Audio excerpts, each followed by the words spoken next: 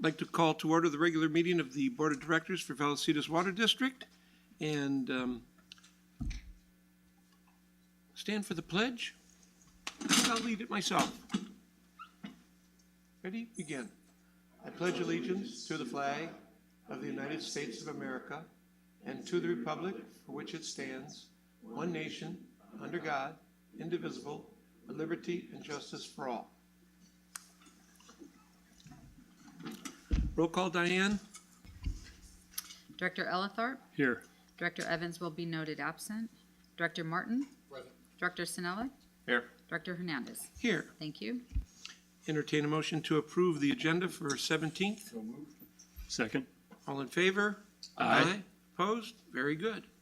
Presentations, our one and only Chris Robin. Thank you so much. Thank you.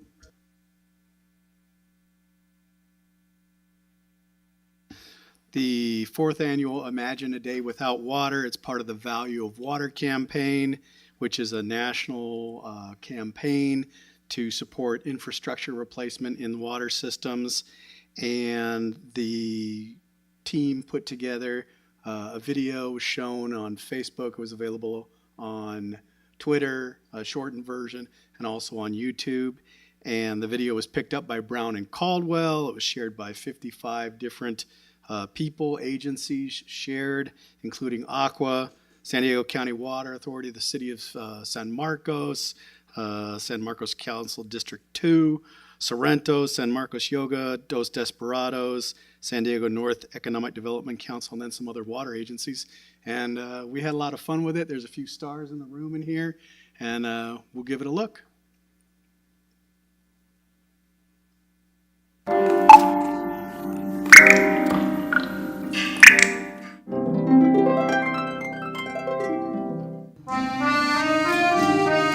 How are you today? I'm good, thank you so much.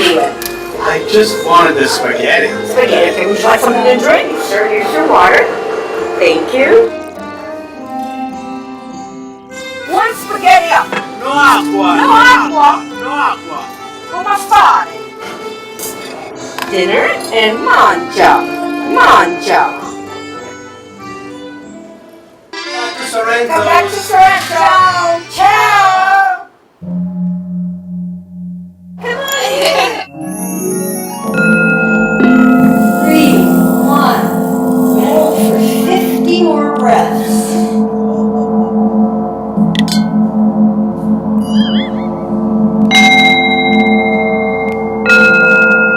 H2O.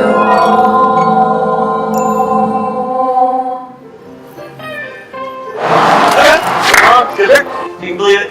This guy wants to report by Friday. I'm like, I got a single track, I got to ride to San Leo on Thursday. There you go, What guys. can I do? Can I get you anything? Yeah, 2 beers, please.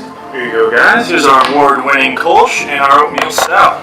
Should have light floral aroma, crisp and refreshing, and malty and dark.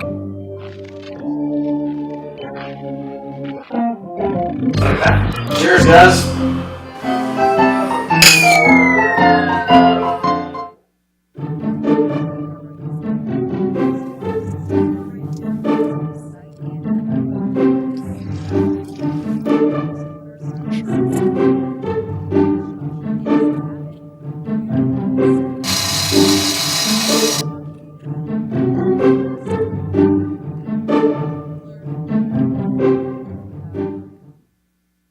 Not sure why the sound varied so much in the boardroom.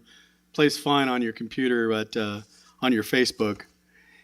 And then real quick, or any questions on the Day Without Water? Yeah, I noticed you weren't in the yoga picture at all. Yeah, that's probably the smartest move I've made since I've been here. That was really good. We were out at the Grand Fall Festival on this last Sunday. There's our booth. Give you a look at it. We got the fountain out there. Something I may be stealing General Manager Pruim's thunder, but you can see kind of behind me is a PVC pipe representation of what an actual 100 cubic feet looks like. Had a lot of good chances to talk with adults about, you know, when you get your bill, this is what 1 HCF is. And when you look at this, you realize how much how far 1 HCF will go in your house, how many flushes and dishwasher and showers you can get out of it. But out on your landscape, your landscape will absorb that 1 HCF real quick and ask for more. So it's a real nice representation, very clever idea by the general manager there, and we had a good time with it. Some of the other things at the booth you can see is the succulent giveaways we had, and I think Diane's got a different picture of the succulents, whole van full, and then one of the little customers coming up, a little sweet little girl doing the little art project where she's coloring the little clay pot that it goes into, and then taking her succulent home. Any questions on the event? Director Martin? I have a question. 100 cubic feet or unit? What's showing on our bills today? So we're showing it as units, and then the units show as equals 1 HCF. I think it's a great idea to do that, but I'm just thinking maybe it'd be good to show a square with 1 unit, because we always talk about units. Isn't that And we one bill unit? by units. That is the unit. That is a unit. Yeah, they're one and the same. No? A unit on our bill, isn't that 760? 748 gallons of Yeah. 1 HCF. Yeah, 1 unit is 100 cubic feet, which is the same as 748 gallons. They're all interchangeable. Thank you. There you go. I just want to say that I had an opportunity to go to the street fair, and I was kind of bouncing around a lot of different locations, but I stopped by briefly a couple times at our booth, and the PR team out there did a wonderful job. I think it's the best it's ever looked since I've been on the board, at least. And so kudos to everybody involved. I know that you all had to work on a weekend day to do that, but I think it's an important community outreach. And every time I looked over there from some of the other places that I was helping out at, it seemed like you guys had 3 or 4 people deep. You were probably one of the most popular booths there at the street fair. So great job. Thank you so much. Yes. And I too would like to echo a great looking booth. You've done a great job on it. Thank you very much. Good presentation to our customers. No other questions? Thank you, Chris. Sure. Appreciate it. Thanks, Diane. Very good. Moving on, public comment in the order they were given to me. Is that Dan Cower? Yeah. Dan Cannon. Muddled through that? Good. What's that? I muddled through that pretty good. You did fine. Maybe it's my handwriting. Yeah. My name is Dan Cannon. This is Jordan Van Hassen, and I'm the president of the Emerald Heights Homeowners Association. And we're here today to, we've had some meetings with your staff, and we received some water bills over this past year, and so we're here to discuss those. So with that, if you don't mind if I read this, just so I don't forget any of my notes. In Emerald Heights, we have 690 homes, 21 irrigation meters. Vallecitos collects about $1.3 million annual revenues from our association.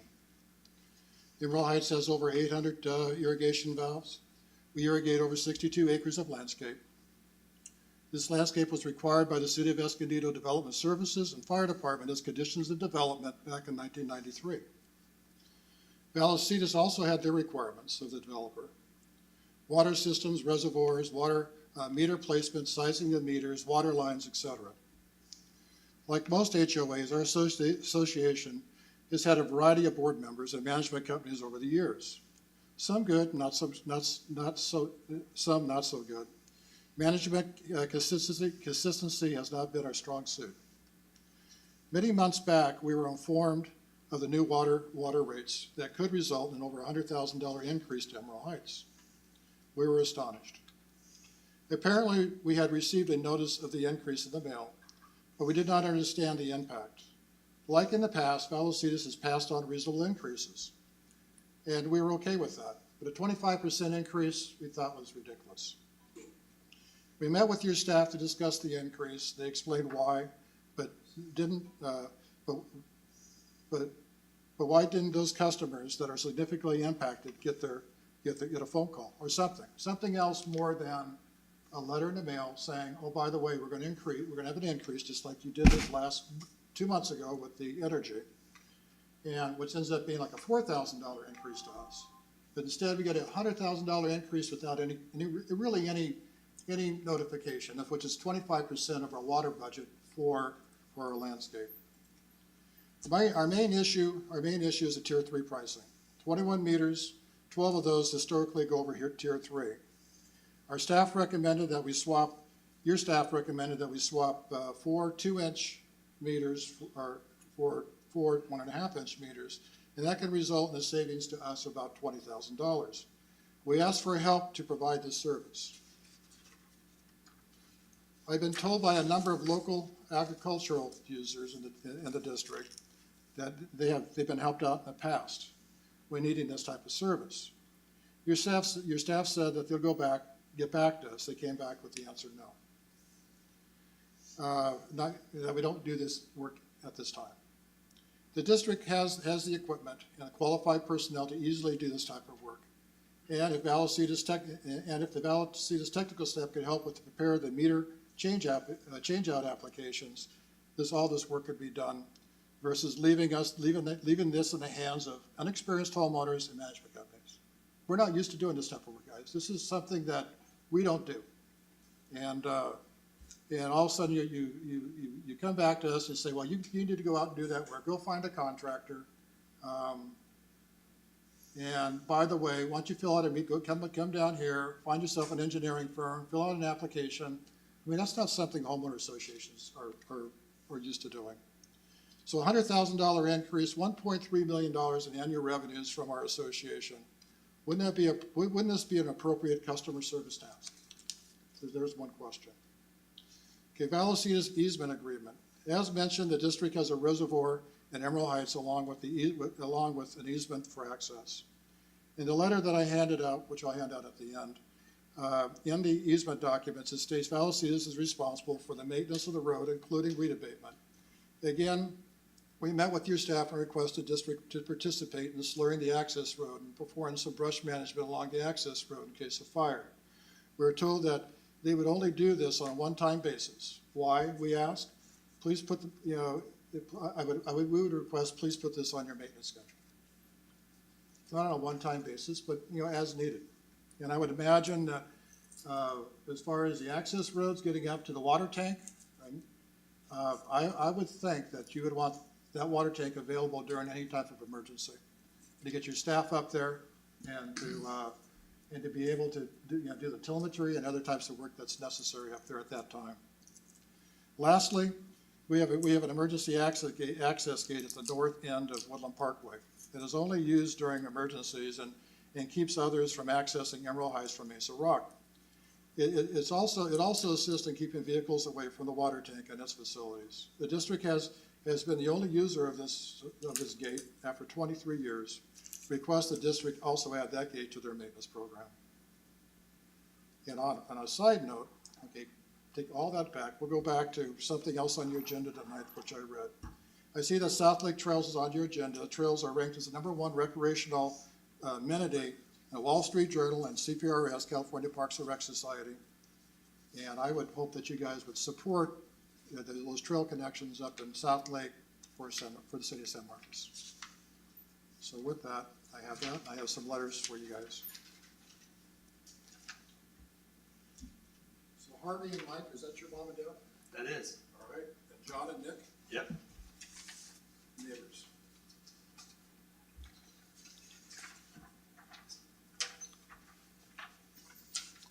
You don't know my mom and dad. No, but we know him. I mean, it's kind of like, he was the older brother of the kids that my son used to play with when they were kids. I almost ran over his brother one time on a skateboard. I believe it.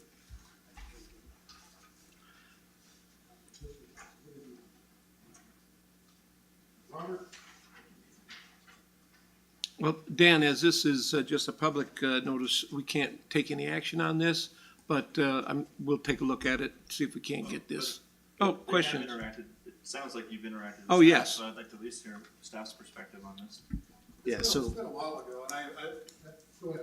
I'm sorry. yeah, I was just gonna say, I haven't been personally involved. I take it that Rob has, so maybe Rob can give us an update. I'd be happy to meet with the homeowners and discuss the issue further, but yeah, we can't go into depth discussion Right, tonight. yes, As a point of order, Mr. Chairman, can we just put this on the agenda for 2 weeks from now? that's what I, Agendize it so we can talk about it, right, that's what I'd like to do, that's what I Yeah. was suggesting. so we All can right. talk I'm in about it. favor of that too. Yep. All right, very That's good. the So good ones. we'll agendize this, Dan, and you'll get a notice, I think, So that What's the date of our next meeting? I think it's November 7th? 7th. November 7th? Okay. Pearl Harbor Day. It's No, that's December. That's December 7th. September 7th. Oh. It's somebody else's Pearl Harbor. We'll hear We'll, on November 7th, and we'll all be able to talk about it then. Yeah, November 7th. All right. very good. All right, Thanks for coming. Thank you. George? I don't have that much to add, other than the fact that it is my understanding, I think it was a year ago, that Vallecitos praised our homeowners association for our water conservation. We did. I think that in the interest of good faith, help us keep our bill down. An extra $100,000 is very onerous. It can be partly avoided if we do swap out those meters. I would like to believe that that Vallecitos is acting in good faith and is genuinely concerned about serving the public and not just the company itself.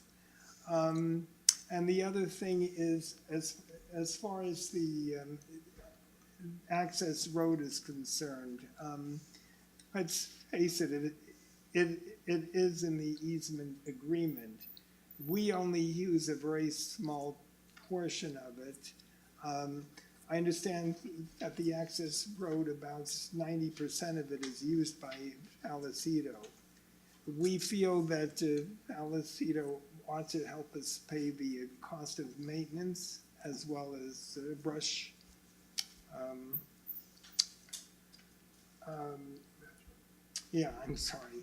brush management.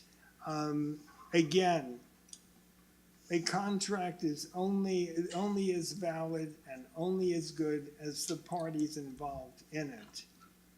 And that requires all parties concerned to have good faith. I would like to think that Vallecitos is an honorable organization and therefore will honor its agreements. Thank you very much. Thanks, guys. Thank you. Thank you. Thank you. See you in a couple weeks. See you November 7th? Very good. Next, Sound like that. Thank you. Mike Hunsinger.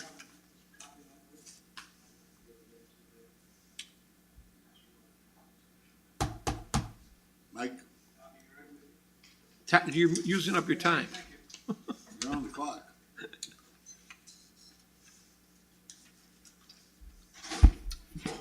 Mike Hunsaker, President, Twin Oaks Valley Property Owners Association, 115 Equestrian Court. At the last meeting, I was beginning to discuss the dire situation for our Colorado River water. Just over a year ago, the Metropolitan Water District was taking out 488,000 gallons of Colorado River water. Just a year later, it went up to 666,000 acre feet. And over the last 2 weeks, it's gone up another 20,000 acre feet.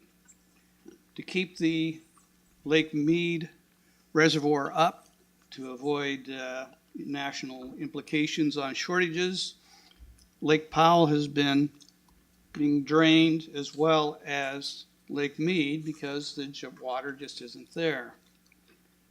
I discussed the water situation with a visitor from the Denver area. And that is an area which is subject to hyperdevelopment and a drought.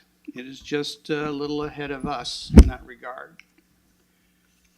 A couple of years ago, the spot price of water in California was about $100 an acre foot.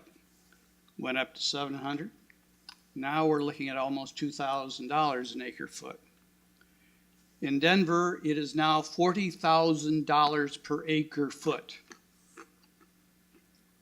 You should also keep in mind that since we don't have enough fresh water, the salinity in this Lake Mead is soon going to soar to rather high levels. Matter of fact, California was sued by Mexico by letting it get it to saline. I think these water shortages should be handled much more forthrightly, and the protestations from various groups that we have enough water for 2019 is not enough. We should be looking ahead for 2020 and beyond. We do not have the water. Before, our rain was 19 inches per year on average. Then it's gone down to 10, and the last year was 3. We've got to keep overdevelopment under control, and we've got to manage the water better. And we need to have individual meters on every apartment.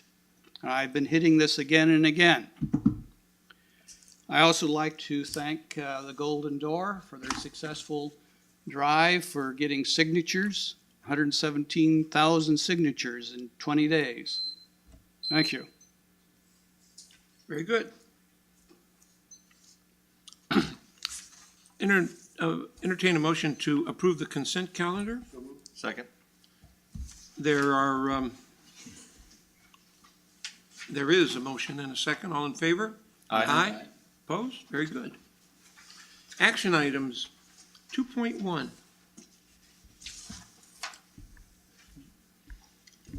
Thank you, President Hernandez, members of the board. So this is the approval for an as-needed engineering services agreement for V&A Consulting. As the board's aware, the district is going to be embarking in asset management. Part of, or one of the foundations of asset management is condition assessment of our existing pipes.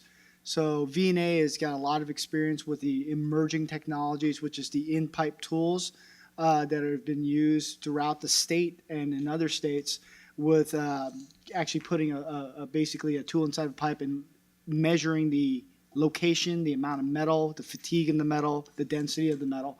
So this as-needed contract will be used specifically with V&A to do smaller task items to help develop a program in which we could go out and do repeat assessments of our ductile iron and steel mains over the next several years. And those items will obviously be brought back to the board through budget cycles for approval. With that, I'd like to answer any questions. Yes, Mr. Director. V&A, just out of curiosity, they've done this kind of work for us before? Yes, they've done basically corrosion investigation and assessment before, but they've have a vast experience in also pipeline assessment. Do they hit our threshold number for having to be reviewed and looked at and put out the bid? Yeah, most of these contracts are going to be smaller where they're providing support because the companies like Pika is a company that does the actual pipeline assessment, but they have the expertise to actually review the information and make recommendations. So these are smaller contracts, and anything that's larger will need to be brought forward to the board. Director, Yeah, I was wondering how many engineering firms do we have approved at this time for as-needed services? I don't know the exact number, but they range to, I think, general engineering. Jason, 4, thank you. 4 general engineering, then we cover like 1 geotech, usually a survey, and usually 1 structural, and maybe environmental, and a property acquisition. Okay. Would it be possible to get a list of the approved firms? Sure. Yeah. Thank you. And James, the threshold, if the contract is above so many dollars, then it has to go to an RFP. What is that threshold? Well, if it's above $50,000, the way it works with our policy, if it's above $50,000, it has to come to the board no matter what. If the as-needed consultants could be contacted, we contact up to 3 or 4 of them to provide letter proposals for anything under $150,000. If it goes above $150,000, it will be a full RFP. So it's a full formal process, and we usually open it up to beyond our as-neededs. Very good. Other questions? Move to approve. Second. All in favor? Aye. Aye. Very good. Item 2.2. Is that the master plan on my agenda? Yep. Yeah, so this is kind of the next step along the path of our master plan, and this is kind of a big step that the board's being asked to approve tonight. And Rob Scholl is going to walk you through Thank you, General Manager. Good afternoon, President Hernandez, members of the board. Here to present you here. This is going to be requesting your approval to circulate the master plans program EIR for public review. Before I kind of get started on this presentation, just want to make you aware that simply what we're asking for tonight there is your approval to go ahead and circulate the document for public review. Once we finish the public review and we receive comments from the public, we would like to sit down and have a board workshop, possibly in the January timeframe, to do a full-blown workshop where we can go over the entire master plan and environmental process and show you exactly, what we have, what's been commented on, and then, kind of make the directors comfortable here before we actually go out for the hearing and the formal approval and adoption of the master plan. Question? Yes, sir. Sending it out for 45 days, it comes back. How many days do they have to respond? 45. So they have 45. Yeah, makes sense. Yeah. 45-day review. Yeah. And then when we have our public workshop, that we still have an opportunity to modify it. And I'm getting this clear so that we know that this is not done today and it's just rubber stamped for the rest of the journey. The document will then be address the comments from the agencies and any comments from the public or anyone else, and then our workshop and any comments from the board to modify, change, whatever. And then with that, how long does it go back out for more review or? Provided that there's no significant changes here to the environmental documents, it can potentially go to the very next board meeting for approval and adoption. Significant? What is, So let's say, for instance, that we add a few projects to the master plan, just as an example. Perfect. Here. That would be a significant change here, and that would probably require recirculation. Very good. All right. Question, Director. Notwithstanding anything else, I just know the last time I didn't ask this question, we're paying for it dearly. I read this, I received it on Friday, read it Friday night, read it Saturday, read it Sunday. It's a long document. Congratulations on a very thorough job.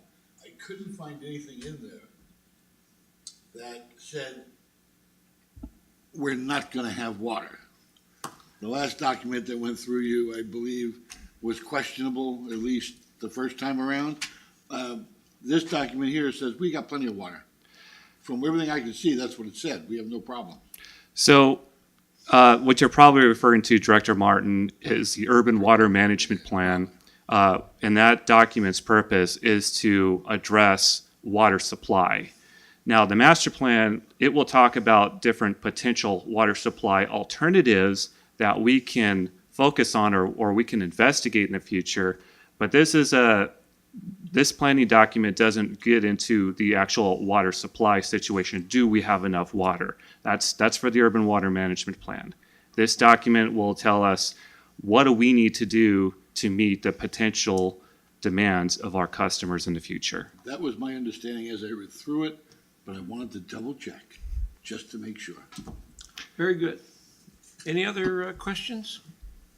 Then I guess I would entertain a motion. You got more? Rob, I've got a very short 20-slide presentation for you here.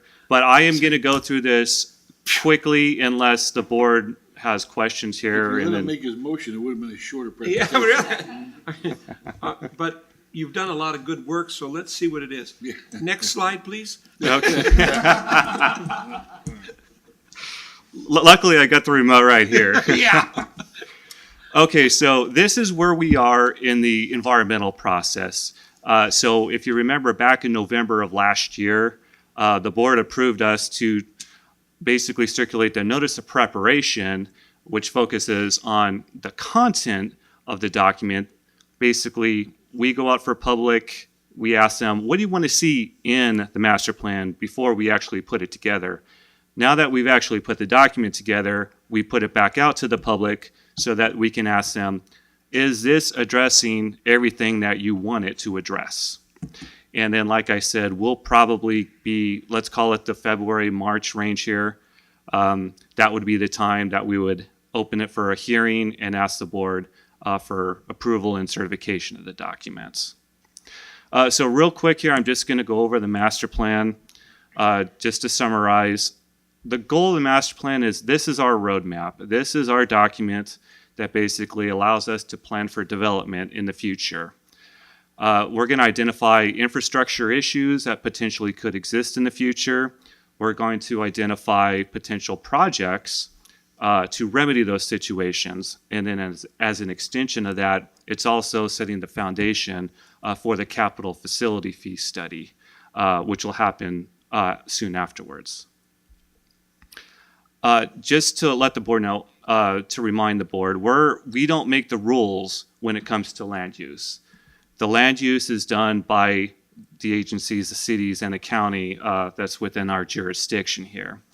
And we also use SANDAG information. We use their population estimation for doing infill estimation, basically between 2020 and 2035.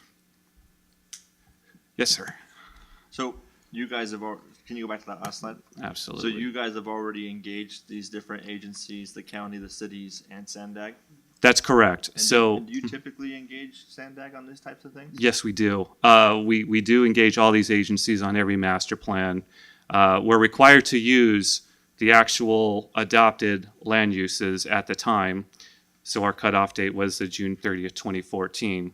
So we've gone to all the cities. We've said, okay, this is what SANDAG has provided us for the land use. Does this look right to you? And then we get their affirmation on that, and then we can go forward. Okay, great, thank you. Mm-hmm.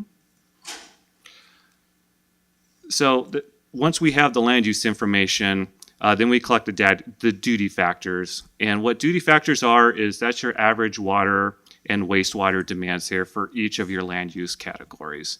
And we come up with these through a few methods. We use water meter data. We use wastewater data. We've got about 21 different wastewater meters within our system that help us calibrate. We compare the water and the wastewater to make sure that it passes the smell test here. No pun intended. Obviously, your water should be more than your wastewater for a certain area. If not, we're doing something wrong. Yes, and smell better too. And then we also compare our duty factors against previous master plan duty factors for consistency. And I just want to remind the board too that we discussed this 2 years ago, back on September 21st of 2016. And the board did adopt the duty factors that we're using in this master plan on that date. Yes, sir. And I think I know the answer, but I'd like to hear it again, because here we are going to be approving this in 2019, and we're calling this the 2014. Now, if I remember correctly, it's a stake in the ground, a little picture there, and then all of the new projects that come forward will have to do a water study to then either add, well, it would add to the master plan and the resolution, how they take care of that. Why, I still don't understand why we take the snapshot 5 years ago. Sure. So we take the snapshot of what the approved land use is at a certain point, because that is our whole basis for performing the master plan. When the basis changes, we basically have to uproot the entire master plan process and we start from scratch again. So for instance, let's say that the county makes a big change in their land use here. If we were to try to incorporate that, we're basically starting everything over, because it affects everything here, from the land use to the modeling all the way through the CIP. So it lengthens the process. So what we do instead of moving the target every time is we set the target and we set the master plan based on that land use. But if there are modifications that happen afterwards, we have a process for incorporating those projects to make them whole with what we have in the master plan. So for instance, Newland Sierra is not going to be in this 2018 master plan, because that was just adopted 3 weeks and 1 hour ago. So we already have a process for incorporating and looking at their impacts and addressing those here. Those studies have been done, over a year ago. So we have that process in place there where we can incorporate their impacts, and it can be whole with our master plan. And just to give you an example, where you saw the slide where we had the different land use agencies in Sandag, the reconciliation between the Sandag numbers and the agencies, that could take 6 months to a year before we get the thumbs up from the city of San Marcos to say, we agree that this is the land use and this is the appropriate population for that land use. So just because you get the data doesn't mean you're off and running and everything's done within months. It takes 6 months plus just to get the land use right, even though Sandag already has its data done. And even though the land use has been adopted. And the good news is, if you think about what's happened, the city of San Marcos, which is our primary land use agency here, has adopted its new general plan prior to 2014, which is being used. And they haven't adopted a new general plan since then.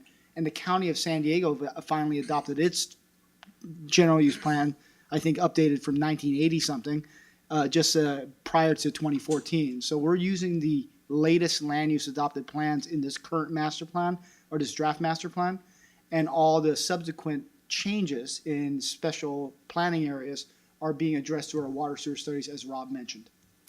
And if I can just add on to that real quick too, there has not been, with the exception of the Newland Sierra project, which just got approved, there have not been any significant land use changes since our June 30th, 2014 cutoff anyway there. So, the study's not dated here at that point is the point I'm trying to make. Well, then if that's the case, the 2014 date really doesn't mean anything because we've already got the updates. Nothing has changed dramatically. So we are calling this the 2018 master plan? Yes, sir. Oh, we are. Which Yes, is sir. using the 14 with the changes for the data. Correct. Right, so it will be called the 2018 master plan because it was released hopefully, if things go according to plan tonight, because it was released in 2018, and that's the comments that we received. But the data upon which it was based ended June 30th of 2014. Plus the changes that have been changed. Right. Okay, very good. Director? And I did notice that as I was reading through, because a lot of the plans that you called future plans have already happened. Palomar Apartments over here, Palomar Station Apartments, were talked about as if they were going to. That's already completed. And the one on this side of it, same thing. So, Right. yeah, I recognize that. And as I thought about it, I said, well, there really hasn't been any of the large projects other than Newland Sierra. It's the only one. So, Yeah. it was great to change the date to 2018 rather than keep it 2014 and then having to do one as soon as you got finished. Yeah, and we understand that's a bit of a deviation from the past here. So it looks like we did master plans 5 years, and now 10 years. Not really the case here. Yeah. Very good. Okay. Okay. I apologize, Director Snell. I'm looking at the screen behind you. We're right here.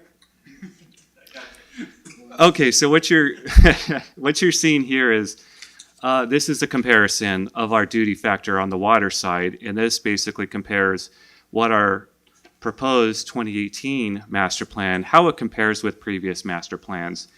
And really the biggest deviation, and really one of the only deviations that you're going to see here, is in multifamily. And we've increased water duty factors on this because we have better information now. The multifamily, like the 15 to 30 dwelling units per acre, it's kind of a new use for us. We haven't had a lot of it in the past, but with like the university district here and a lot of what we're seeing in the Richmar SPA, we're starting to see more. We're getting more information now, and we're able to get better numbers for that. Now that the law has stated that all apartments will be submetered, as one of our public speakers has indicated, not the old ones, but the new ones, will each have a submeter. Will we have access to that data as well? If most of the time, and 90% of the time, when they submeter, those are private submeters here. Right. So we serve them using bulk meters here, usually 2-inch meters, and then they submeter it and keep track of it there. We won't have access to that We won't have information. access. Right. Thank you. So Yes. it'll be much the same as our mobile home park residents now. If they had something. Yeah. Absolutely. So we'll have a master meter, and the master meter will be sized accordingly, appropriately, what the developer is requesting, and based on our numbers also. And then from there, when they have their sub meters, they have some internal controls, but it won't be our controls. I got a question. Director Snell, It's thank you for putting your microphone on. Yeah, absolutely. A little bit off topic, but close enough. When a developer does it, when we are bringing the water to the property line in these types of situations, or if there's an HOA that needs that we're going to be servicing the water for the needs of that neighborhood, do we Vallecitos advise them the size of the meter that they need based off the number of units, or does the developer come to us and say that do they tell us what they think they need and we just kind of go with their recommendation, or do we actually mandate that they use a certain size meter? That's a great question, actually. The process starts there where they go through what we call a meter demand form, which they propose to us the water that they need for their development. And our technicians take that information here and they process it, and they see if it passes the smell test here. If like, okay, that sounds about right, or based on history here, that's low or that's high. So staff has made adjustments in the past on these. So a perfect example is like senior housing. It may have as many units as as a development that has student housing. And they have maybe similar type of units where they're 1-2 bedroom units. But we know that, for example, in the senior housing, they'll probably be on the low end of the range, while we know on the student housing, they seem to be on the higher end of the range. And a lot of times with the student housing, there's more of grass and park areas and more landscaping that also takes into account, because those duty factors include everything, including landscape, laundry, indoor and outdoor use. It's not just indoor. So when staff does suggest something different, is it just a suggestion or is it a requirement? No, it's a requirement. We've had developers, a very high percentage of the time, we have an estimate, and the developer form will come in even higher than our estimate. Every now and then, it comes in lower, and sometimes some savvy developers bring it in artificially low. When we start seeing that, we push it back up to a higher number that's more reasonable. And one of the big reasons too is if it's too low, first of all, the district isn't collecting the capacity that the development would use. And second of all, it would put the future residents there in a higher tier bracket. Yeah. Okay, thanks. That's helpful. Mm-hmm. And then this is just looking at the wastewater duty factor comparison, and you see not very much change at all compared to the 2008 master plan. Okay, so we have our duty factors, we have our land use information. So what do we do with that? We plug that in to get the demands here, and we can do this on a parcel by parcel basis. So we'll calculate every parcel's demand and projected wastewater flow based on its land use and its duty factor. Then we total all these demands from all the parcels here, and that number represents our ultimate water and wastewater demands for the district. And then how we do our 5-year incrementals is we use a SANDAG population growth estimates to increase the demands from what we see existing to get to 2020 through 2035 demands. And this is just an example of what the phasing looks like here for the proposed 2018 master plan.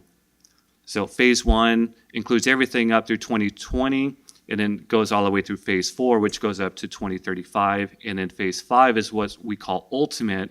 That's 2036 and beyond.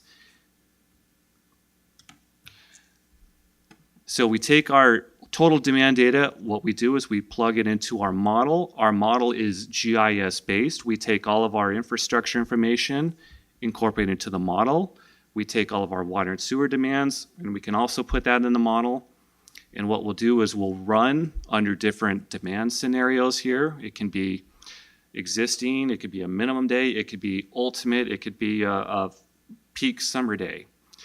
And what we'll do is we'll look for deficiencies in the system. And so what we try to do is correct each of these deficiencies, such as installing a new pipe or upsizing a pipe or adding storage. And each change that we make, basically that equals a capital improvement project. So we'll get something like you'll see here, the water on the left and the wastewater on the right. And each of those colored pipelines or dots there represent capital improvement projects. And we have quite a lot of projects within this CIP here. Everything from water storage and pipelines and pump stations to wastewater pipelines, the outfall.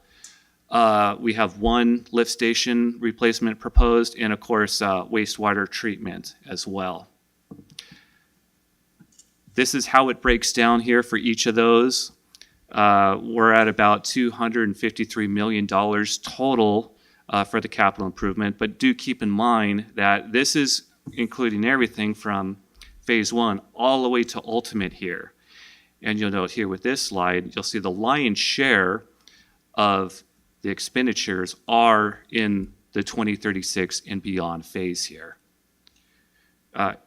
Any further questions on the master plan portion before I get to the program EIR?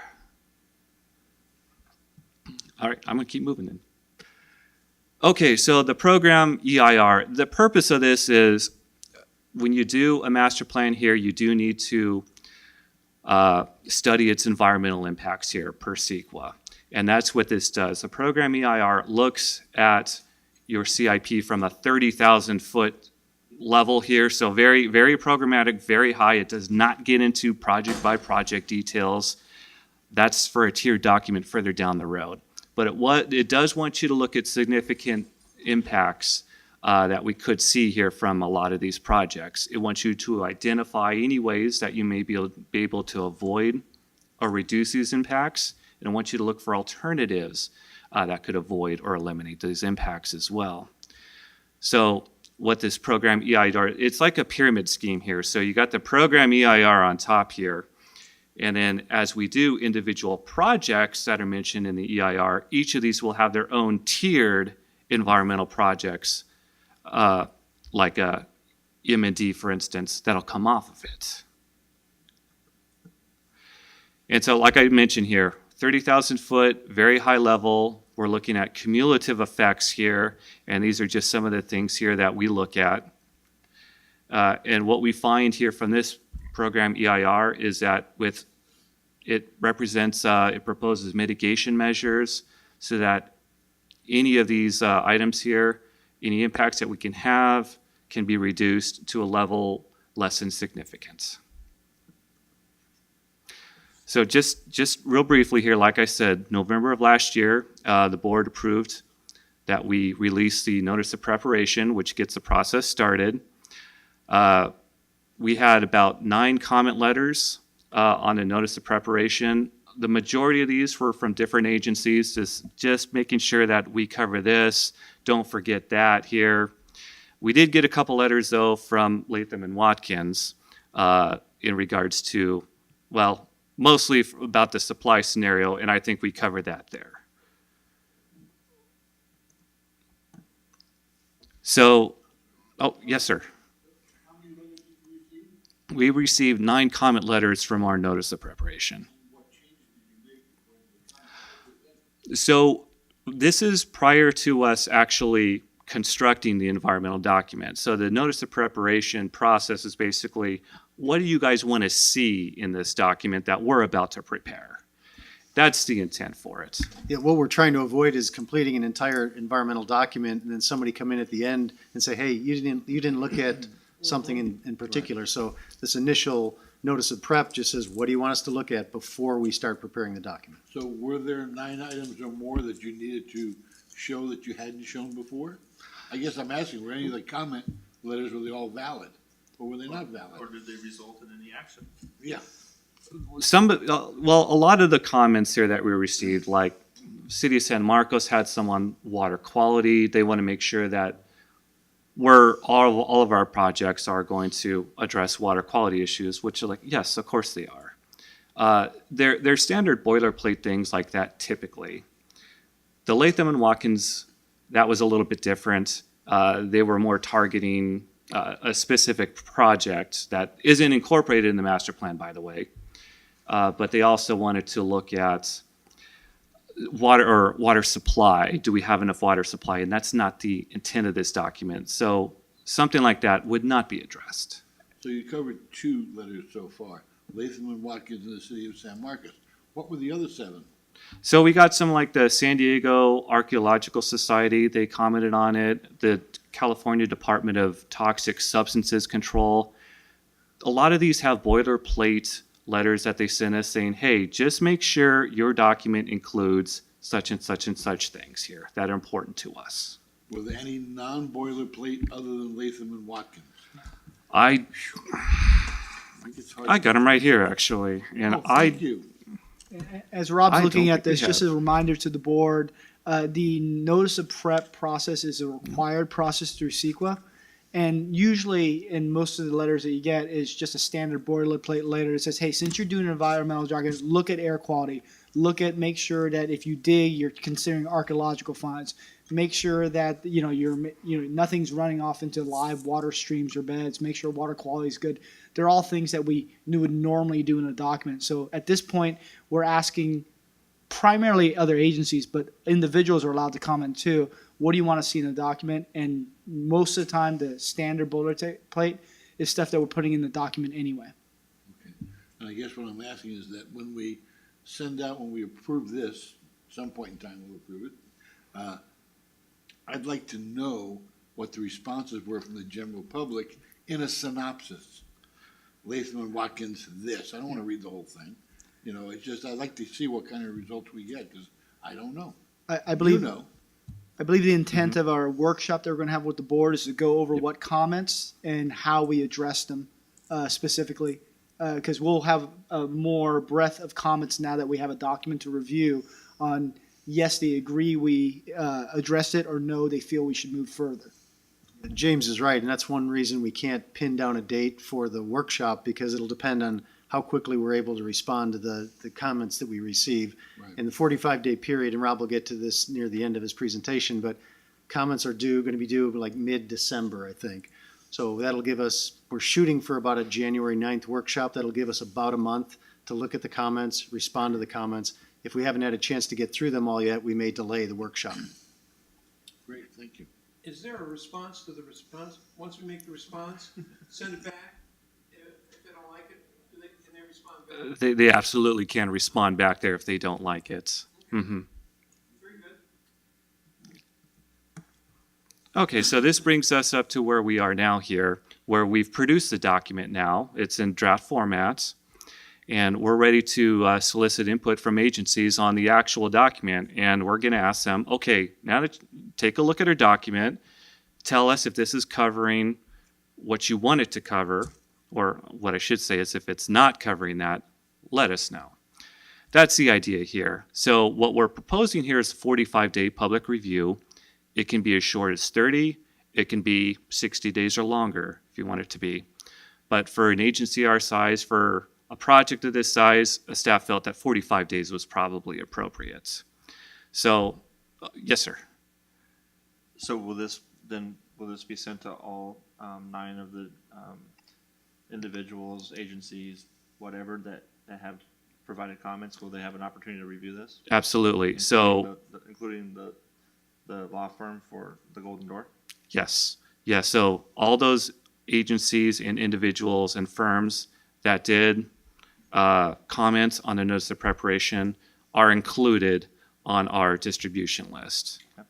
Mm-hmm. And do we somehow let the public know that this is available? Absolutely. So this will be advertised in the San Diego Union Tribune on, it's either Sunday or Monday here, leading up to October 22nd. Mm-hmm. So the idea is to, if we get a board approval tonight, we would like to release this on Monday, October 22nd, which would conclude about December 7th for the 45-day period. Yes. Do we also put it on our website? It is on our website, yes, sir. Okay. I'm not. It's currently on our website. Okay. Yeah, It it's seems every year that the readership of the newspapers is kind of declining, so I don't know if that's always the best way to, or if it was the only way. Hopefully, I believe it's a requirement that we have to advertise for at least one Sunday or one Monday in the local largest news outlet, published outlet, which is the Union no, I Tribune. understand. I Right. just didn't want that to be the only way. right. So, okay. Yeah, so we put this up on the website last Thursday, so everyone does have access to it. And then, like James says, all comments that we do receive on this document, we're required by state law here to address them. And we propose to do that and then come back before the board here with a workshop at that point. Just a little, oh, yes, sir.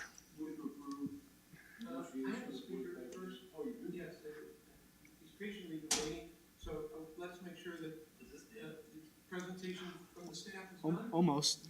I've got 2 more slides for you, I believe.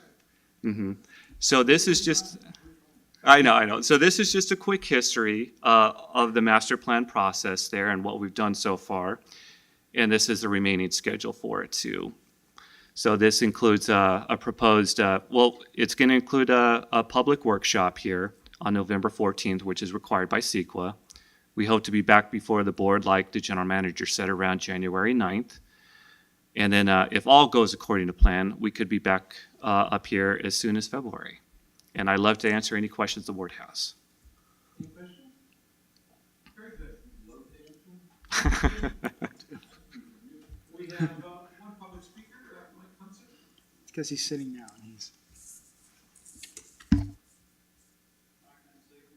Twin Oaks Valley Property Owners Association President. I think this should still be called the 2014 plan, even though you've updated a portion of it. The usage factors, I believe, are far out of date. And there are some major variations in multifamily that you've addressed or mentioned that are not properly addressed because of big variability. Sandag figures and growth projections have been notoriously bad, as it has been on its mass transit. It usually calls for 1% growth rates, and the whole state of California usually averages around 2.5 to 3+% per year, and North County is far above that. I think using Sandag figures, while they're required by Sandag to be used for projections, does not limit you from making more realistic projections from there. And even San Marcos is saying it's getting close to its 2050 ultimate build-out now. It should also be noted that there is a major problem with multifamily on the way you calculate things. It does not account for density bonuses, which are coming up. What you have is a situation where you're just about to become totally out of date.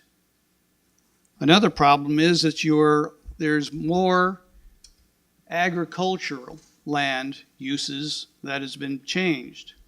In the past, the water usage by these ag has been low because they've largely used groundwater.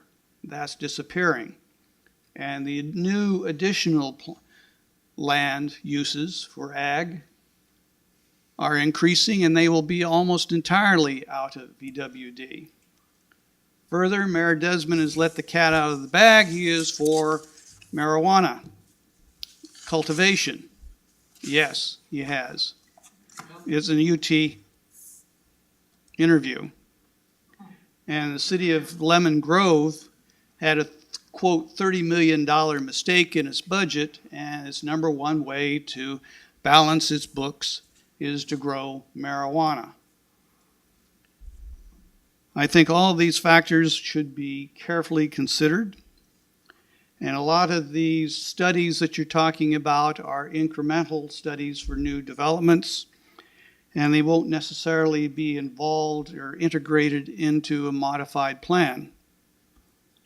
And when the transit priority areas come in, as they're coming into San Diego City, this totally blasts all of your projections.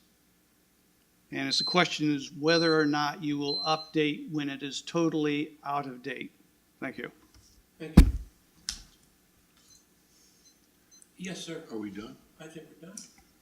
Move to approve the initiation of the 45-day public review period for the draft program environmental impact report. I didn't read that. I'll second it.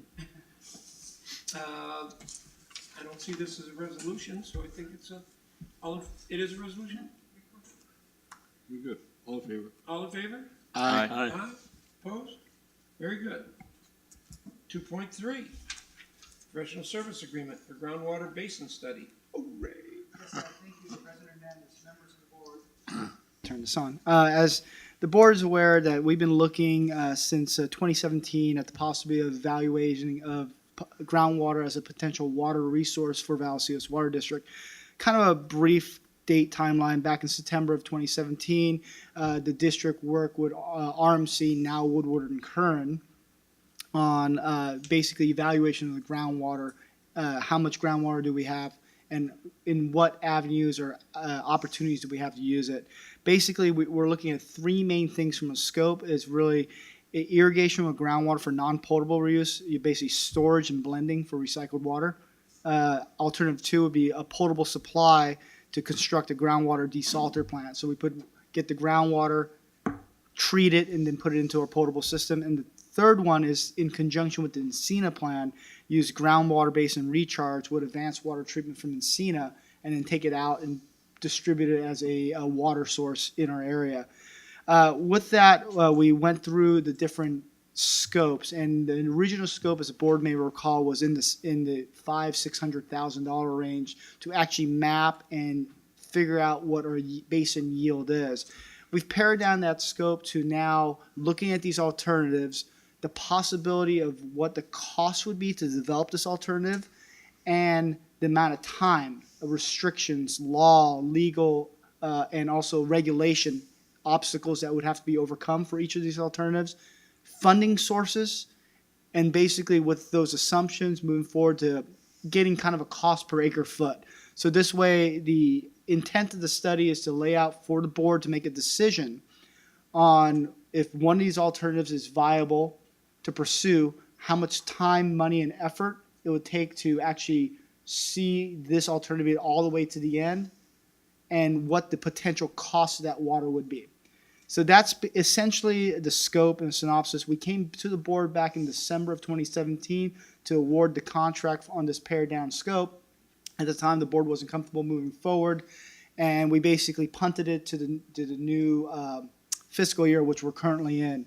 So since then, we've gone to the engineering committee back on September 6th. We've revamped the scope to get the understanding that we're still on the right track, and we've updated the scope to include the legal portion of ensuring what are the legal obstacles with each one of these alternatives, on top of just the regulatory and the actual construction obstacles. With that, staff also set aside approximately $95,000 in the current fiscal year budget to accommodate the scope and fee and some staff time on this job. So with that, with both the engineering committee's recommendation to move it forward to the board, staff is requesting board approve professional service agreement with Woodward and Kern for $77,590 to evaluate the San Marcos groundwater basin supply. I'd be happy to answer any questions. I know that we've talked about this before, but it's still a very complicated issue. So, Yes, sir. We have talked about it before, and I think when we approved it, I could be wrong, we were in a different fiscal year, and the direction was given to the general manager. If he could find that money somewhere in that fiscal year, we would go ahead and approve it. So it shouldn't be in this fiscal year's budget. It should be savings from last fiscal year. Well, the direction was if we could find it in that last fiscal year that we could go ahead with it. The decision was made to just include it in the current fiscal year budget. So when the board adopted the current fiscal year budget, there were funds specifically set aside for this project. Yes, Director Snow. So sounds like the engineering committee has done some little bit of work around this. Can you guys let us, either staff or the engineering committee, let us know a little bit about what we might come out of this $77,000? What are we trying to learn exactly? Well, as I've been the one to push this, what I'm hoping will come out of this is a funding source. Because this is going to be a project, depending upon which project comes up, regardless, is going to be something more than a little bit of money. So there's going to have to be a funding source, A. And then B, just what would the project be? I mean, we all know there's water out there, whether it's a penny or a pound. Let's look at how much we believe is out there, and then what really are our opportunities. Our engineer has a desal opportunity, an injection from a potential plant from Encina, blending it with other water coming from the north or from San Diego, but just what to do with that resource that's out there, as opposed to right now, I have a theory, I know Director Martin has a theory, but let's get a little more data so that we can see, okay, if this water comes in at 40,000 an acre, which I can't believe that number, but then an acre foot, then we don't need to talk about it any further. So let's get something down so we can talk about it, or not. And is that what the study is going? Is that what the study is going to tell us? Yes, Director Sinal. Basically, we're not drilling new wells. We're not going out and doing testing. It's tabletop, but what it does, unlike the previous tabletops, is actually moving the theoretical number forward. So now we're saying, okay, we think we probably have this much water. We don't know. And if we pursue this opportunity, this is what it's going to take to actually get to the finish line. This is the funding that may be available for it. And here's your range. Based on best case scenario, you get as much funding as possible. This is your cost per acre foot. Or you get no funding. This is your cost per acre foot. Then there's a kind of a timeline and a risk reward chart for the board to evaluate at the end of the study for each of the options to see if any of them make sense or none of them make sense. At that point, we could get a direction from the board to either move forward or kill the project. Director Martin. I want to thank the engineering committee for doing all this work, and I know it takes time to research it, and I think we should move ahead with it because it'll put this question to bed, in my opinion, keeping in mind that in 1955, and history is a precursor of the future, a bunch of farmers got together and said, you know, we keep digging our wells deeper because we're running out of water. Maybe, and this was in one of your reports that you gave us tonight, the history, and maybe we ought to form a water district and get some water from the Colorado. And their 5 names are on the board outside as the first 5 board of directors of Vallecitos. Well, since 1955, we have made absolutely no, and they saw that after thousands of even millions of years of that water table building, because no one had taken water out of it. Well, here we are 120 years, not 100, 60 years later, saying, well, maybe we recharged it. How? We didn't put any water in there. So I just think, but I think it's well worth the $80,000 to put this to rest, because I know other boards have looked at this and they've all put it to rest. So now we can do it in this decade. Yes. One more follow-up question, because will we be able to put this to rest one way or the other after this? Because, and I'm thinking about the solar project. I think we've added to that fund 3 times now. And are you going to come back in 6 months and say I need another 75,000, or do you think we're going to know something? No, this scope should give us 3 things for each. There's 3 alternatives, and it should give us 3 things for each alternative. Is what the cost would be, how much time it would take to get there, and what are our obstacles. So things that we can't control, like regulations and legal obstacles. So this way, the board will have those items for each one of those alternatives to make a decision. At that point, staff is going to look towards the board to see, and I don't know what the number will be. Is $4,000, $5,000, $6,000 an acre foot worth it? Is that for the benefit that you get out of it and the risk reward, or is it $1,200, $1,500, $2,000? I don't have those numbers, but using the consultant, granted they're planning level numbers, but using the consultant, the plan is to outline that for the board in a way that the board could actually make a decision on alternatives and whether any of the alternatives are worth pursuing or not. And I do want the board to keep in mind that this is not only the water that's there, but potentially the water that could be injected there from an Encina water recycling facility. Well, yeah, that We are would- that we would are be going to possible. finish. We are going to continue in this drought type environment, as we learned from our CAWA meeting the other day. This is not the new normal. The new normal is going to be worse. So we're going to have to look at every opportunity for resources. And looking at this to determine what the possibilities are for on any level is, I think, money well spent, and I appreciate your comment. Anything else? I'll entertain a motion to approve. So moved. Second? Second. All in favor?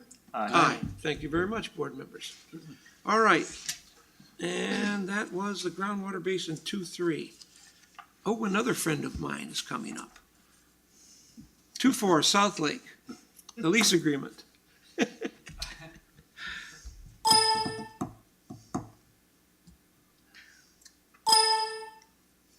That's not me. What does that bell mean? Oh, good. Keep us awake every once in a We're while, just will trying to, you? you know, Diane? I'm gonna go I with like the that. flow here. That bell took them 3 weeks to install. Not 4 weeks. That's all right. Shall we proceed? Okay, good. Thank you very much. All right, I'm gonna handle this item. So, good evening, board. So you may recall a couple of meetings ago, the city manager for San Marcos came forward to talk about the South Lake lease agreement, basically requesting an extension to one of the provisions, extension in time for one of the provisions within there. So just to go through it real quick for the our visitors and people watching at home to locate where South Lake is. I don't have a pointer, but you see aerial view here. South Lake is at the bottom. 78 corridor runs east or left to right, which is east to west at the top. And Twin Oaks Valley Road runs north and south. And South Lake is located down here between the two bouncing red arrows. Down south. Down south. Hence the name. Yes, South Lake. Hence the Very- lake. Very Figured it tricky. out. So this is a zoom in, a little close-up aerial photo. The dark water is the water surface where it says South Lake. That's where the water is. Just to the north of where the word south is the dam that causes the impoundment of South Lake. So it's an earthen dam. It was constructed back in 1956. It holds about 75 million gallons. That's the capacity behind it. It was part of the district's historical potable water distribution system. And it had been used for years that way, but then back in 1984, there were some changes in from the Safe Drinking Water Act. And I believe, and Ed can correct me here, but it basically said if you want to use a reservoir for drinking water purposes, you either have to build a treatment plant or you have to place a cover over the water surface. So at that time, and with the more readily available imported water supplies, it was determined not to use South Lake anymore for the potable water system. So the only water that gets into it now is just natural runoff that gets into the reservoir. But the district still does maintain the facility, so we're out there performing routine maintenance. We do keep it permitted with the Division of Safety of Dams for the state of California. So we pay a fee, they come out and they do inspection, and they tell us what we need to do to keep it permitted. And we keep the facility insured as well. So the city back in probably about 15 years ago, the city expressed a desire to utilize South Lake to extend or expand their trail system. They entered into the district, entered into an agreement with the district back on August 29th of 2005. It was a 50-year term, had the possibility of a 25-year extension. They pay us a dollar a year. So there's some specific terms in the agreement. One is that their use as a recreational facility cannot interfere with our current or future water supply flexibility. So we didn't want to give up our rights to use that in the future should our needs change. The agreement talks about their ability to use not just the trail system around the lake, but to actually use the water surface itself if they want to allow fishing, maybe a dock or pier, and maybe boats on the lake. That would be allowed. Certain areas were restricted in the agreement. They can't get close to the pump station. They can't get close to the dam faces or the slide gate, things like that. And the use was restricted within the agreement to recreational facilities and amenities. But it does allow for the issuance of subleases or agreements for concessions. For example, if they wanted to allow fishing, they could have a bait and tackle shop or sell beverages and food. So several different sections of the agreement I'll go over real quickly. One is the recreational improvements.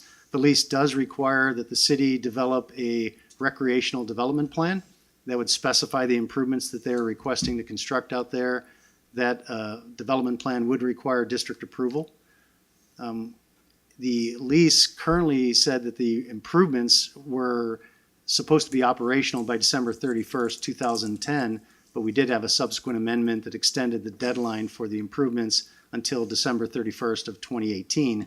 And that pending date is what caused the city manager for San Marcos to come in and request a 2-year extension. So just some discussion about the maintenance, cost, and liability that's covered within the agreement. So they do call for the development of a joint maintenance plan. Once the improvements are known, we would develop a joint maintenance plan that would specify who does what. Basically, the city was to maintain the lease area and the recreational amenities. So if there's a trail out there, they maintain the trail. If they have any kind of structures like a concession stand, they maintain that. But the current lease is pretty clear that the district is to maintain the dam and the appurtenant facilities. So that's the actual maintenance responsibilities. The actual cost for doing those things, the city would be responsible for all the cost of the maintenance, for the recreational amenities, but the city is not responsible for district activities related to the dam and appurtenant facilities. The district is supposed to provide liability insurance coverage for dam failure.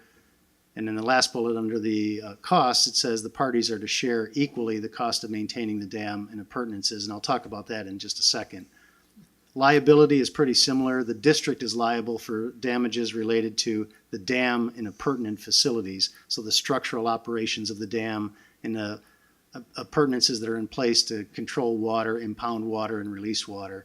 And the city would be liable and have to indemnify and hold the district harmless should there be any incidents related to public recreational facility usage.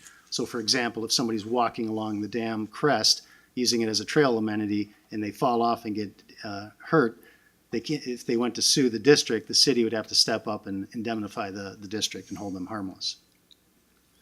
So just to point out real quick, that last bullet under the maintenance costs where it says parties to share equally the cost of maintaining the dam and appurtenances, that seems to conflict with some provisions earlier where it tried to specify who's responsible for what. And one of the last slides, I'll make a recommendation for how I think we can resolve that. So water storage, the dam still is used for water storage, but I wouldn't call it intentionally, it just captures rainfall. But the agreement does say that the city may add water from city wells, and if city well water isn't available and the district has available potable water, the city can pay the district to import water and put it into storage. For example, if they wanted to use it for a fishing amenity or anything, they don't want the water surface to fluctuate wildly. The agreement allows the district to fluctuate the water storage levels if we so chose, but it does set a lower and an upper bound of, the lower bound is 790 feet above mean sea level, and it should not exceed 820 feet above mean sea level. The agreement seems to allow the city the ability to control water levels to avoid spills, and I'll talk about that in a second too. The agreement also allows the district to require that the city chemically treat the water, so if there's vegetation problem or vector problems like mosquitoes, or if we're having water quality issues like algae blooms, the district could require the city to treat those because they want it to look good for the recreational amenities. And just real quick on this, I do have some concerns about that requirement that the water surface level shall not fall below 790. So if we're not adding water and water's evaporating and seeping as earthen dams do, if the level falls below 790, I don't want the district to be on the hook to have to bring in water to keep it at 790. If what they're trying to say is you can't open the gates and release water below 790, we're probably okay with that. But naturally occurring things like evaporation and seepage, I don't want that to hit us. Do we currently have any means other than trucking water up there to raise the water level? I don't believe we do. I'll look to Ed, but currently we don't. I didn't think so. And the other highlighted one is I don't want the city to have direct control over our levels. If they think it's going to spill, if it's violating the 820 mean sea level, they can coordinate with us. We'll certainly cooperate with the city, and we'll probably have similar objectives in mind, but I don't want them to have direct control over any of our facilities like that. So the requested direction, the city has requested a 2-year extension for one provision within the agreement, and that, so the agreement, remember, was for 50 years, but within the agreement, it said the improvements as amended have to be completed by December 31st of 2018. They've asked for 2 additional years until December 31st of 2020. They assure us they have adequate funding set aside, and they believe the 2-year extension would be enough to go through the design, permitting process, and construction of the amenities. So I'm looking for direction from the board whether we're interested in granting that extension. And if so, the second part is, does the board desire any specific changes to the existing language within the lease agreement? Did you have a question? Yes. Well, yeah, you mentioned the kind of the discrepancy on sharing the maintenance costs.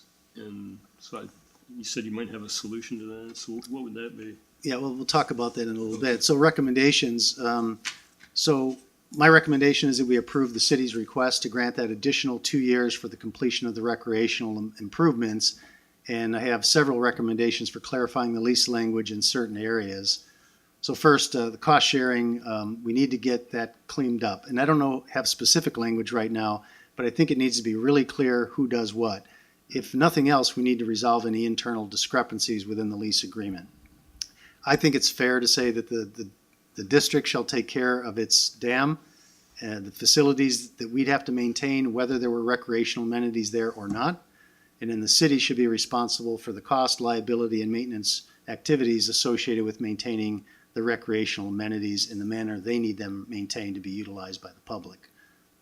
I want the district to be responsible for control of water surface elevations in consultation with the city, but take off any language that gives them direct control. And I have no reason to believe that the city would try to exert specific control, but I want to make sure that it's clarified in the lease agreement. And I do have, as I mentioned before, I have concerns about the water surface elevation minimum of not letting it fall below 790. And then last bullet on there is we need to incorporate any other provisions as identified by General Counsel. I have had some conversations with General Counsel, but we haven't done a real in-depth review because we didn't know if the board was interested in moving forward with amending the agreement as is. Director. Yeah, just one other question. The issue of allowing boats on the lake, is that something, do you know, the city's still interested in? Because I'd like to see that go away if nobody really wants it. Yeah, that's something we can certainly clarify as we prepare an amendment. And so just go ahead. If I can just say one more thing. So the plan tonight is I'm just looking for direction from the board. Are you okay with extending it? And if so, we'll go ahead and we'll prepare an amendment to the agreement that gives the 2-year extension and tries to clarify some of these issues I brought up. I'll try to get it back in front of the board before the end of the calendar year, before the expiration date of December 31st, 2018. But depending on the negotiations that go back and forth between the city and the district, I can't guarantee that we'll get back before the end of the calendar year. Other director? I have quite a few questions, I'm sorry. If you go back to your initial, and then we'll work our way forward. Which slide would you like? All the way to the front. The bouncing red arrows? Okay, now you go back. This one? More. Forward or backward? Forward, go forward. This way? Okay. Okay. My first question is in the last dot. District still maintains dam functionality. My question is, why do we do that? Is it just because it's there? Or is there an actual use for that, which I don't see? And while someone's wearing, I see our finance guy isn't here, so I'm sure that James can figure this out for me. How much is that in the water that it can hold or does normally hold? How much is that in acre feet? Because that's going to be the next question, is what the acre footage is. Why do we have it? I mean, is it just because it's there and we have it? Or is it excess property that we could actually do something with and our ratepayers, which are our owners, get the benefit of? I love the idea of making a park out of it and adding our trails to it, and I think that's fantastic. My question is, why have we kept it up until now? Because that'll move on to my other questions. Go ahead, Ed, how many acre feet is that? 230. Yep, 230 acre feet. 230 acres? That's at maximum. Okay. And what possible use do you see for that? Reality, not pie in the sky. But what reality use do you ever see for that? Beyond what the city's proposing, Yeah. I know Director Hernandez has brought up possible usage for reclaimed water storage in the past, but that would certainly be something the board would have to give us direction on. Then where would our runoff water go from there if we were using it for reclaimed water storage? We have to keep it below the 820 line on there, the 820 above mean sea level, due to the fact that the State Division of Safety of Dams tells us that's it. It's an earthen dam. It's subject to seismic activity, so we have to keep it below the spillway. And it's very rare that we've had to open the drain valve, but we have had to do it during the wet winters we occasionally get. Also, if it were to ever be used for recycled water, then we would have to build a system around it to collect the normal runoff to divert it around the system.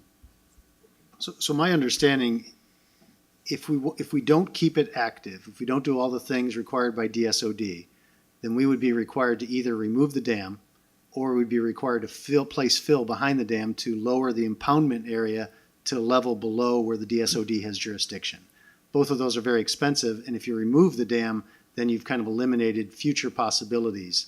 So we think that the small amount of money that we spend to keep the dam functional is pretty good to keep our options open going forward in the future. And well, let me just add to this, because in addition, if we were to decide to just fill it, the land use is open space. We couldn't sell it for development, as you had mentioned sometimes in the Well, in the past. hypothetical world, you change the land use. That's easy to do. That's not a Open problem. space, easy to do. Well, that's Let me go on. opinion. Perform routine maintenance. What will, hypothetically, our routine maintenance cost us? How much money are we talking about that our ratepayers are gonna pay for this public park? Thank you. It's roughly about $50,000 a year, and that includes maintaining both sides of the dam face, that's staff time, that's treatment of the lake. We usually have to treat it about once a year due to an algal bloom. We are required by the Division of Safety of Dams, as you asked a question about what are we doing? Well, weekly we do have to take measurements. So internal measurements of how far the water is up inside the dam, the lake level. There's a pump on the downstream side that captures some of the water leaking through its pump backs. All of that has to be reported weekly. They come out and do an annual inspection of the dam, so we have to make sure rodents are causing it. And do we have permit fees as well? Yes. And how much are they? $18,000, I believe, a year for permitting of the dam. And so those are things we're required to do to maintain the permit. Okay. And I'm, again, going on the premise that I think it'd be great as a park. I think it'd be a great idea. I really like the idea. It's just that the expenses need to go to the city, not to us. So I think our maintenance, which includes, as we know from James's department, and as I said, Ed's department's gotta be more expensive because they gotta drive big trucks over there. That all of our costs figured out by Ed are covered by the city. We should actually have no cost whatsoever to it because we're not getting the use of it. And we have very little control of it other than make sure the water is at what height. And I just have a question, our ratepayers should be paying this. So let's move on, we're going on. So about $50,000 insurance, another cost, I don't know what that would be. If we move to the next slide, please. Expanding agreement, 50 years, $1, certain area restricted. Yeah, and then go to the next one. Thank you. Yeah. They had a really nice plan years ago for it, and that's been thrown out the window. And they're really trying to cut their costs down to, we're gonna use sticks instead of 2x4s. I think we really need to look at what improvements they wanna do there. And the next one? Joint, you already talked about the things that you would add to it already. Maintenance costs, we shouldn't be responsible for any of it. The city wants the park, they can pay for it. I think that's about it. I just want to make sure, like I said, I love the idea of them doing it, but the city needs to pay for that. Our ratepayers do not need to pay for that. Unless it's being presented as our project. Any other questions from the board? Not questions. I like the idea that it's going to be used as a recreational amenity for our community. So I'm supportive of that for sure. And I think I differ a little bit on Director Martin's opinion as far as who pays for what. I do like the recommendations that our general manager presented as far as some of the terms and conditions. And I do think they need to be looked at. And I think what you recommended, Gwen, is both reasonable and smart. I think that as a district, you know, I don't think it's practical that we're going to take the dam down. And I think that we're going to have costs associated with, if the city were to do nothing, I think those costs of maintaining it as is would be there anyway. So I think that sounds like what we're kind of putting forth as our obligation is to basically continue to pay the parts of the maintenance and keep of South Lake that we already are. And the trail system, while I do agree with Director Martin that I kind of had a bigger vision for what I would have liked to see just as a resident of the community there. But I understand some of the restrictions and financially for the city. It sounds like they're basically just going to take existing trails from what I saw from city manager's presentation last meeting and put DG down on those existing trails or really close to those existing trails and then create a parking lot, and that's about it. I would have, and then have like a fishing pier, it sounds like. I would have liked to seen a little bit more of a kind of a robust plan for that as a recreational facility, and maybe they can do something down the road in the future if more funding comes available. But I guess it's a long way of saying that I support staff's recommendations with the changes that Glenn had presented to us, and I am excited that the community here in the near future will be able to use that facility. I have been the one that has been pounding on the city and even some private individuals who have pledged money to do something at the lake. This all came about because of one of the books on water that I've read about people understanding the value of water and letting them get to it and use it. You know, you go over to South Lake, that place is just very nice, and people are walking around that trail all day long. Kids are fishing. My real fear is that we've heard this 4 times now. Yeah, Discovery Lake. Take the fence down? No, I said South Lake, I meant Discovery Lake. Discovery Lake, they're walking around and kids are fishing out of the sides.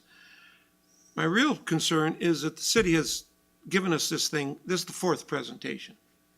And so I would like to suggest that we do in fact give them the 2-year extension with the proviso that they form a task force, and if it is a 5-member task force, it is comprised of a water district member, a Park and Recs member, a friend of Park and Recs, which is a nonprofit, a city staff member, and a Vallecitos staff member.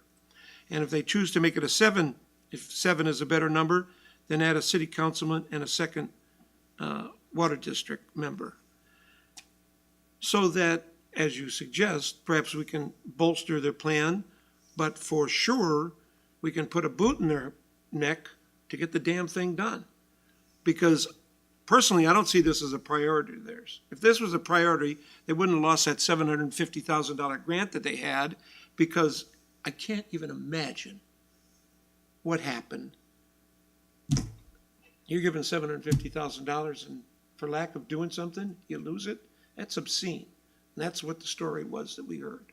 So I would make a motion that we extend the lease to 2 years with the proviso that we either put a 5 or 7 member task force together, however the board feels. And yes, sir. I would like to second that with conversation, though. I think putting a board together is a big mistake for many reasons. The city council knows what it wants to do there already, and they're gonna do it. You put together task force and committees when you wanna slow things down or kill them. Otherwise, it seems like the city manager has his marching orders as to what to do, and he'll make it happen. We don't need to be involved anymore in the future of what they're gonna do. It's a city project, not ours. Yes, but that's what he told us 2 years ago. He gave us a deadline. He told us it was going to be done. It was supposed to have been done fall of this year. And we have seen nothing. Absolute. What we have seen is their demand from the homeowners, from the developer group to put in the parking lot. A parking lot that goes to the fence. Not even a parking lot and clearing a way to the fence. That's all that they were done. That's all that's been done. So I have no trust in the city at all. And when I've talked to members of the city council, they're saying, "Oh, really? There's a lease coming up?" No clue. Oh, are they politicians? Well, would have gave me the other positive answer. Yes. I'm sorry. They all know what's going on. Now, whether they act or don't act is their problem, not ours. And I think that putting our board members on there doesn't light a fire under the city manager's either. I disagree. Thank you. Yes, Well, Director gotta Snell. be careful. Yeah, I do share Director Martin's concerns that a task force. I'm thinking of the Creek District Task Force. Yeah. So I think you're just gonna Perfect you're just example. gonna grind, Kill it. Well, And yeah, so can I Yes, offer? finish. We're not really making a motion. We're just giving Yeah. guidance, right? Yeah. Yeah. So why don't we just articulate in our response to the city that this is the last extension, final. If you don't do it, we're taking it back, and we'll figure out then at that time what this board would like to do with it, and reconsider everything, and just make this the final extension. May I make a compromise situation? Sure. That we approve the 2-year amendment with quarterly updates from the city as to where they're at. That's fair. I second that motion. If I could just make sure of the motion, make sure it's clear, you're also going to allow staff to coordinate with the city and make some changes to the lease Yeah, agreement. So it won't be absolutely, yeah. just the 2-year extension, it'll be other things. Yes, absolutely. I'd like to see him pay a little more money for what we're gonna be paying, to be honest, if there's a way to do that. Well, we can ask. Have their liability insurance cover it, for instance, rather than ours. I don't know what the difference would be there. Things like that, where we can limit our expenses to our ratepayers for a city amenity. Because not all of our ratepayers live in the city. Hard to believe. Majority do, but not all. Let the law come. I mean, may I suggest perhaps an amendment? Because what we need to do is go to the city to negotiate the potential change in those terms in exchange for granting them the 2-year extension. So we don't approve the extension tonight, but you give staff the authority to go negotiate that and bring it back to you at the December meeting. That way you still have the Right. negotiation leverage. May I change the motion I to would- direct staff? I would amend, as a seconder, I would amend my motion to follow the attorney's request. Very good. Yeah, So, I agree, but do we even need a motion? We're just giving you. I think that's fine. I think okay. we just discussed this. Direct. We do have a speaker on this item, standing patiently. Don't forget to turn your mic on.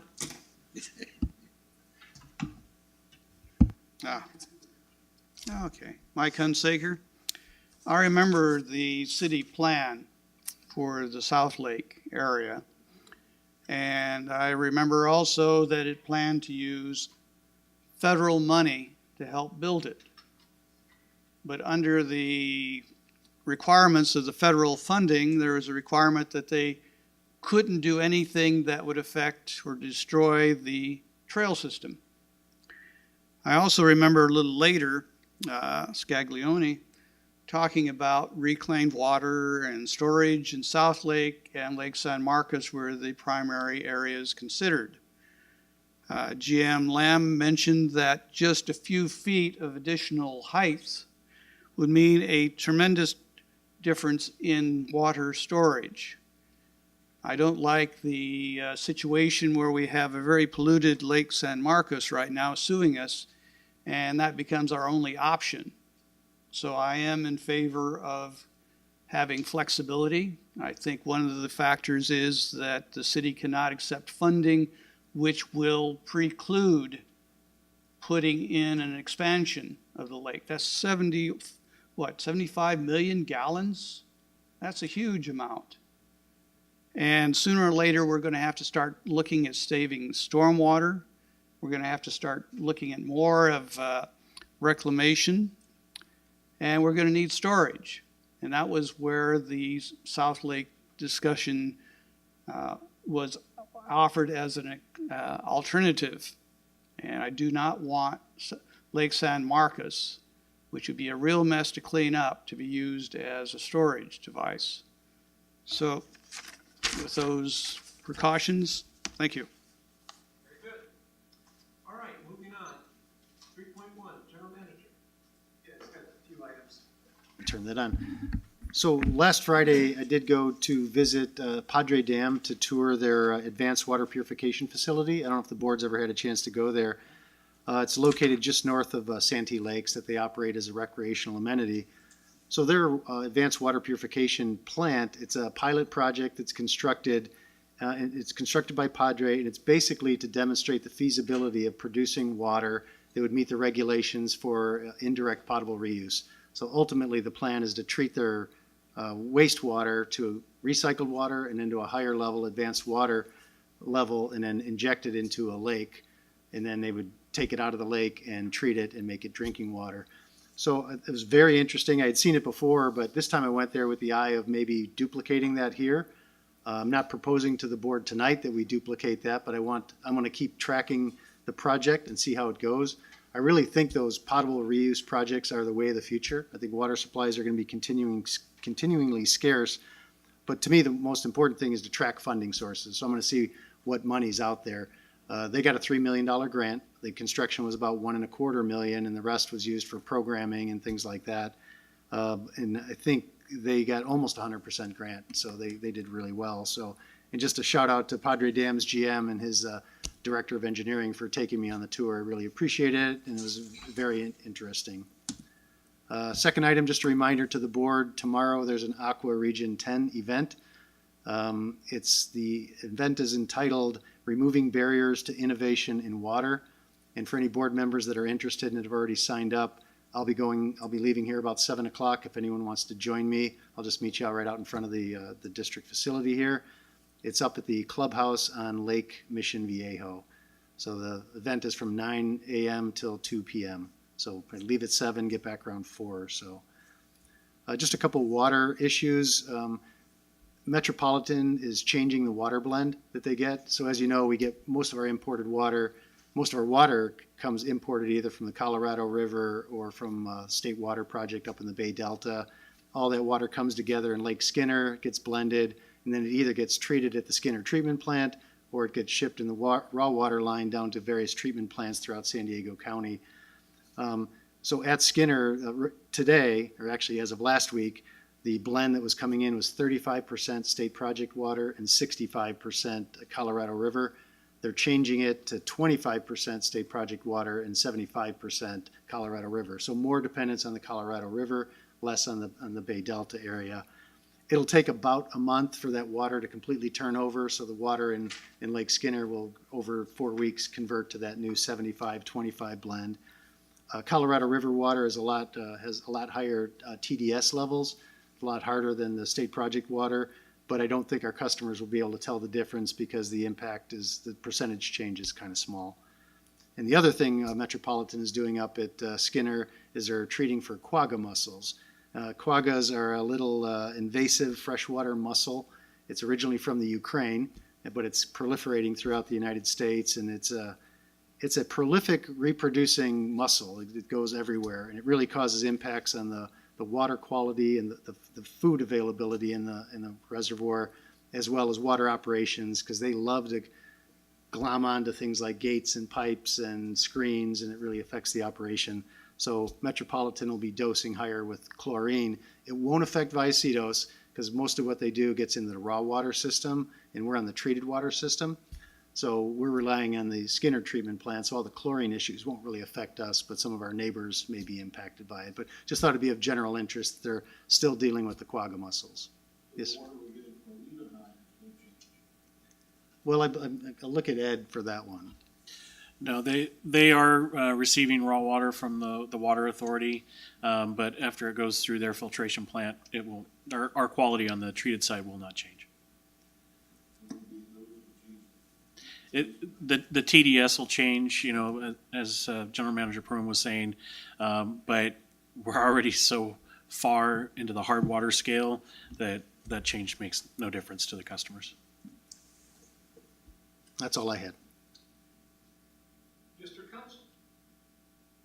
Just a short item, the governor signed AB 747, which for the state board has created an administrative hearing office dealing after July of 2019 with adjudicated proceedings involving water rights. So that's a new thing that needs to be handled through the executive director. It's now an administrative hearings office. The second thing is just an invite. Aqua is the November. DBK will be hosting a dinner with Albert Webb. I'm going to ask the general manager for the electronic version. We're hosting a dinner that evening on November 28th at 6 p.m. at Caesars downtown. And I hope you all can join us. The invitation. All right. Very good. Nothing from San Diego County Water Authority, unless you have anything. Encina, we had a capital improvement committee today. Talked about the two projects, the one which is a liner project, similar to what we did, and we're gonna save some money on that, but that's a big project because it's the primary line, and they have to reroute the effluent for only 3 or 4 days, I think. So it's not forever, but that's it. If something happens, we're in trouble. And $4 million there. We're going to be getting a report in the next month or two as to what the status is on the South 40, because I brought it up today as to what's going on. And interestingly enough, one of the big obstacles is that I'm sure public member Hunsaker would probably raise his eyes about. We have too damn much water. We have too much water. And so that's slowing down the need for a recycle facility, although in my opinion, we're gonna have more droughts and we're gonna need every drop we can find. So that's what we discussed today. Public financing, policy. Policy and Finance Committee for Encina met on October 9th. We reviewed a resolution amending the Human Resources Policy Manual, and we also reviewed a report of compensation and reimbursements for fiscal year 2018. Very good. Standing committees, finance? We had no finance last month, this month we have one. And we have nothing on engineering. So, director's report, meetings, conferences, seminars. I attended the CAWA briefing yesterday morning. All of us were there. Mr. Tardy from NOAA, National Weather Service, was giving us a kind of a forecast for 2019 weather. And essentially over the course of his hour plus presentation, the big takeaway was that the water temperatures are getting warmer and the temperatures of the planet are getting warmer, and we need to start making some changes to help kind of prevent that from continuing. Dr. Martin? I also attended that, and I guess my takeaway was I saw a special history channel special on Holland. And what they've done over the last 20 years, thank you, what they've done over the last 20 years, instead of rebuilding, they're proactive, and they are building all the dikes and the dams and doing everything they need to do so they don't have to rebuild every time a storm comes. And they've been very, very good at that with a lot of different methods. And we need to take a page from that as a country and start building New Orleans, start building these, because it is getting warmer. Take the politics out of it, it's definitely getting warmer. What the cause is, let the politicians worry about, but it's definitely getting warmer, and these storms are going to get worse, and our water level is going to rise. So all of our low-lying, Florida, New Orleans, all that area, they really need to have take a note from Holland of what they've done. That's my point there. The other thing is we attended the San Diego North EDC meeting on the 10th. And I can't tell you, and I'm sorry our representative isn't here, but I can't tell you how happy I was to listen to Jim Medaffer take over as president and say, you know, in the future, we're going to try to get along instead of lawyering up, basically is what he was saying. And I think we're going to see a whole new direction the water authority is going to take, because I understand they're changing their GM as well, but I don't know that for sure. But Scuttlebutt tells me that. I've never been told that here. There's going to be big changes down there. And boy, I'll tell you what, Medaffer did a great job with the city council when he was on it in San Diego. And I think he'll do a great job with the water company, with the waterworks down there. So I'm looking very much forward to him being in there and making those changes. Very good. Deputy Officer? Yeah, I attended both meetings as well. The North EDC Water Symposium, there was also a talk by a gentleman named Mateo Crow, and it was on the Prop 3 initiative that's on the ballot, the so-called water bond. And so that's pretty interesting. And I think it's in these recent years, with the success of the passage of anything called water, I think that's become a highly political maneuver to try to get special interest things passed with the voters. So not that I'm against that, but I'm against the idea of the way it's being used. I think the other takeaway yesterday at the Council of Water Utilities was he was supposed to give a 2019 weather outlook and had absolutely, essentially it was neutral on what it looks like for Southern California given all the various factors, and so he had absolutely no clue, like the rest of us, as to what's going to happen in 2019. No idea.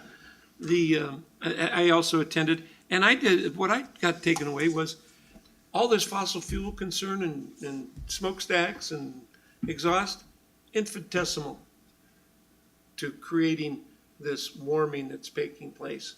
And if you hear some people talk about it, oh my gosh, we should need electric cars and mules and carts, but that apparently is not the case.